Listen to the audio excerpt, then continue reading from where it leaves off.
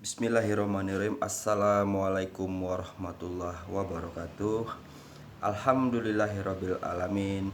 Allahumma sholli ala Muhammad ya Rabbi sholli alaihi wasallim. Rabbi fangfa'na bi barakatihim wahdina husna bihurmatihim. Bapak Ibu yang kami muliakan, momen ngopi online.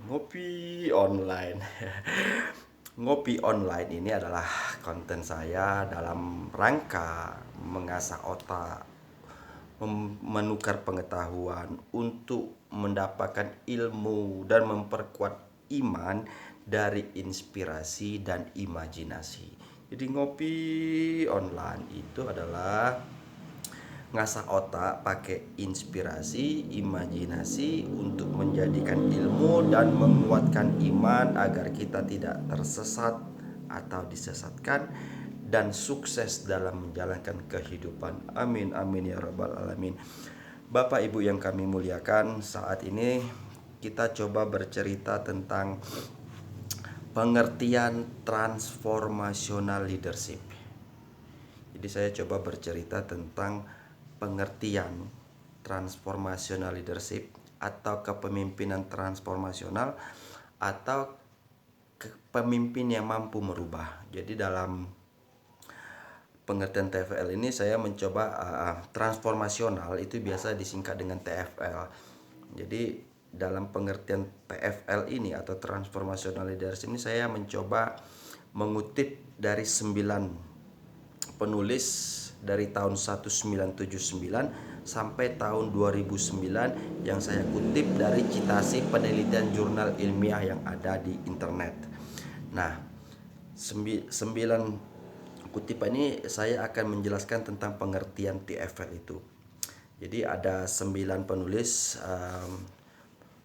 Satu, Barnes tahun 1979, kedua Bass tahun 1985, ketiga Avolio et al tahun 98, keempat Yamarino dan Bass tahun 90, kemudian kelima ada Patsakov et al tahun 90, keenam Avolio dan Yamarino tahun 91, ketujuh Barbuto tahun 97, kedelapan Bass tahun 97, kesembilan ada Piccolo dan Colquitt tahun 2006 serta Lyons dan Snyder tahun 2019.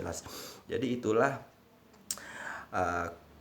penulis yang saya kutip pendapatnya tentang transformational leadership. Baiklah, kita mulai ya Bapak dulu. Ibu, kita berangkat dari menurut pendapat Barnes tahun 79 yang menjelaskan tentang pengertian TFL. Barnes tahun 79 mengatakan bahwa TFL atau Transformational Leadership itu adalah sikap pemimpin yang mampu mengangkat individu naik. Sikap pemimpin yang mampu mengangkat individu naik dari mimpi siang, kalau bahasa Inggrisnya daydreaming, untuk mewujudkannya menjadi nyata. Bahkan mencapai hal-hal yang tidak dianggap mungkin. Wow. Nah, itu menurut Barnes tahun 79 tentang definisi transformational leadership. Tahun 79 berarti sekarang tahun 2020, ada sekitar 40 tahun yang lalu ini udah dibahas oleh Barnes. Nah, kemudian yang kedua yang saya kutip tadi, Barnes menjelaskan bahwa adalah kemampuan perilaku ya. Pemimpin mengangkat mimpi di siang hari agar menjadi nyata bahkan tidak terduga. Itu kata Barnes. Nah, kemudian di tahun 85 itu saya mengutip kata-kata Barnes tahun 1985 yang menjelaskan pemahaman tentang transformational leadership. Ini Barnes mengatakan transformational leadership diukur dari tingkat pengaruh pemimpin terhadap individu. Artinya, apakah pemimpin itu mampu mempengaruhi individu tersebut. Bukti pemimpin mampu mempengaruhi individu itu dengan bentuk wujud individu itu akan menunjukkan namanya kepercayaan, kekaguman, kesetiaan, dan rasa hormat. Nah, itu Barnes tahun 85. Kemudian kita naik lagi ke tahun 88, Avolio et al. Avolio dan kawan-kawan juga mengkonsepkan atau mendefinisikan atau menjelaskan tentang pengertian transformational leadership. Nah, di sini kata Avolio, transformational leadership ini awalnya dioperasionalkan menggunakan 3 dimensi. Jadi pendukung di transformational leadership ini ada 3 awalnya. Yang pertama adalah karisma, yang kedua intelektual stimulasi atau perangsang kecerdasan, yang ketiga adalah individual considering atau pertimbangan individu.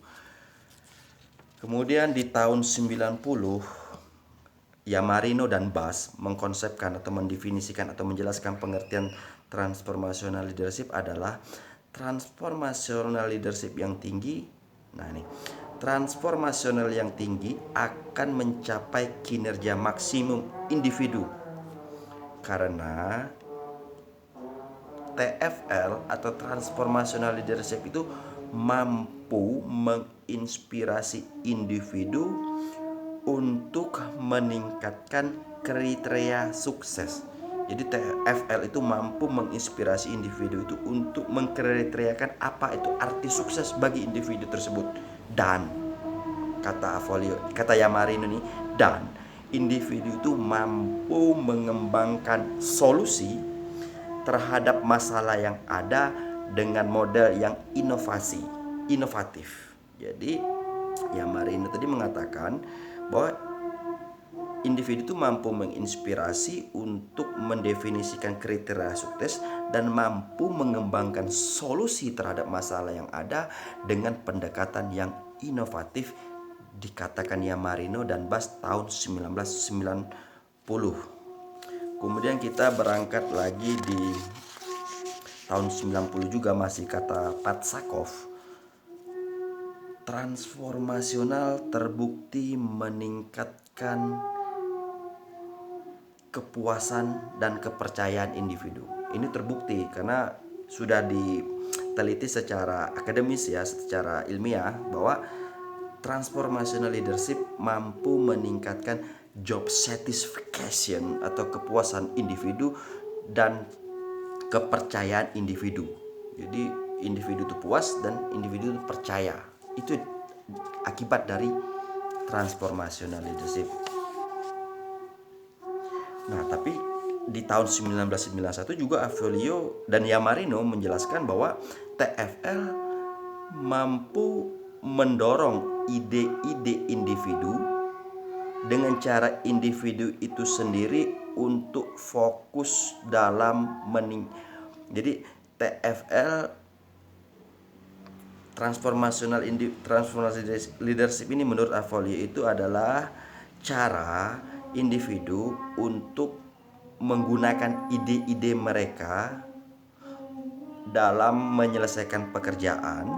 Jadi Avolio dan Yamarino mengatakan pemimpin yang TFL itu mempersilahkan individu itu menggunakan ide-ide dalam mencapaikan tujuan. Di sisi lain, pemimpin TFL itu juga lagi memikirkan bagaimana memindahkan kesejahteraan individu itu dari yang rendah menjadi tinggi. Nah, kalau Yamarino ini artinya Avolio dan Yamarino 91 ini dia mengatakan bahwa bagaimana pemimpin itu mempersilahkan anggota untuk menggunakan idenya sendiri, sementara pemimpinnya memikirkan bagaimana kesejahteraannya yang pertamanya rendah bisa meningkat. Keren kan pemimpin transformasional itu? Oke. Di tahun 97, Barbuto menulis bahwa dimensi karisma yang pada awalnya pendukung TFL itu menerima kritikan dari penulis lain. Banyak penulis mengkritik dimensi karisma. Kenapa? Karena dimensi karisma itu berpotensi tidak sesuai dengan cita-cita transformasional. Jadi karisma itu sedikit akan menggagalkan adanya perubahan atau transformasi, itu kata Barbuto tahun 97. Dan dimensi karisma ini diganti menjadi dimensi yang namanya idealized influence atau faktor ideal yang mempengaruhi hal yang ideal. Idealized influence, mempengaruhi hal yang ideal untuk individu. Kemudian yang ke-8, Bas tahun 1997 menjelaskan TFL adalah tipe kepemimpinan yang paling efektif karena mampu meningkatkan pekerjaan individu. Iyalah, kan tadi udah dijelaskan bahwa ada yang TFL itu bagaimana membangun itu bersama ide-idenya sendiri ya, mencapai tujuan, bagaimana dia membuat kesejahteraan agar individu itu bisa bagus, bagaimana membuat solusi sendiri dan menilai perjalanannya. Jadi TFL itu adalah kepemimpinan yang paling efektif. Oke, kemudian yang terakhir, di tahun 2009 saya mengutip tulisan Lyon dan Schneider serta Piccolo dan Colquitt tahun 2006. Jadi dua peneliti memiliki tulisan sama yang menyatakan mereka Piccolo dan Colquitt serta Lyon dan Schneider ini telah meneliti TFL, sudah membuktikan TFL efektif meningkatkan kerja dan sikap emosional individu di tempat kerja.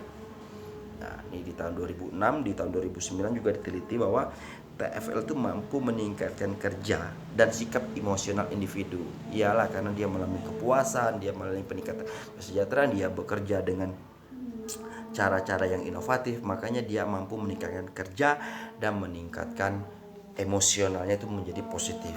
Nah, itu Bapak Ibu yang kami muliakan, dalam momen ngopi online ini kita coba menjelaskan ada 9 tulisan dari tahun 1979 sampai tahun 2009 tentang pemahaman transformational leadership atau TFL atau kepemimpinan pengubah. Oke Bapak Ibu, saya berharap ini bisa menjadi penambahan imajinasi Ibu atau inspirasi Bapak Ibu dalam menjalankan kesuksesan hidup. Di sisi lain, ini adalah sebagai pembelajaran saya dalam memperbaiki kehidupan saya yang akan datang. Oke Bapak Ibu, mohon maaf kalau ada yang tidak nyaman dalam kata-kata. Billahi taufik wal hidayah. Wassalamualaikum warahmatullahi wabarakatuh.